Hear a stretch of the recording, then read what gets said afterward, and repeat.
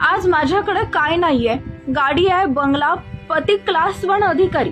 मात्र आजकाल कोणाचा कोणता दिवस शेवटचा असेल हे सांगता येत नाही. त्यामुळे मैत्रिणींनो, मस्त जगा, छोट्या छोट्या गोष्टींमध्ये आनंदी राहा, तुलना करू नका. मृत्यूपूर्वी काही तास अगोदर समाज माध्यमांवर लिहिलेली ही भावनिक पोस्ट आहे 28 वर्ष प्रतीक्षा समाधान पाटील यांची.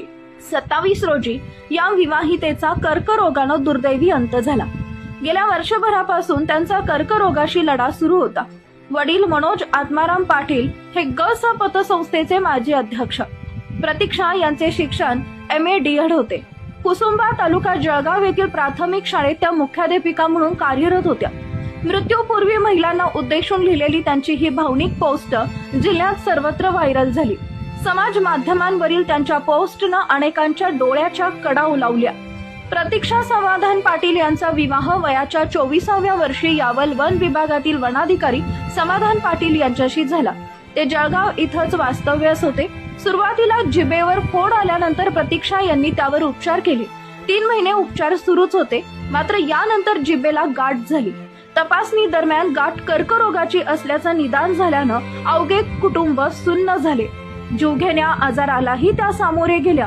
20 दिवसांपूर्वी त्यांच्यावर शस्त्रक्रिया झाली. यात त्यांची जीभ काढण्यात आली. त्यांचे वजन 10 किलोनं कमी झाले. आपल्याला आता बोलता येणार नाही याचं दुःखही त्यांनी आपल्या पोस्टमध्ये व्यक्त केलंय.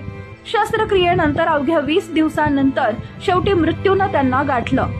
आपल्या पोस्टमध्ये त्या पुढे लिहितात, मैत्रिणींनो, आपण सगळ्यांकडे लक्ष देतो आणि स्वतःकडे दुर्लक्ष करतो. आयुष्यात सगळं समोर असताना प्रकृती चांगली असेल तरच आपण त्याचा आनंद घेऊ शकतो. पण मृत्यूच्या दारातून जो परत येतो ना, त्याला जीवनाची किंमत कळते. तेव्हा छोट्या छोट्या गोष्टींमध्ये आनंदी राहा, जीवन जगा, असा संदेश देणाऱ्या प्रतीक्षा यांच्या सकारात्मकतेची उजेड वातच मृत्यूनं विझवून टाकली. दरम्यान पुढील अपडेटसाठी AM मराठी न्यूजला जरूर सबस्क्राईब करा.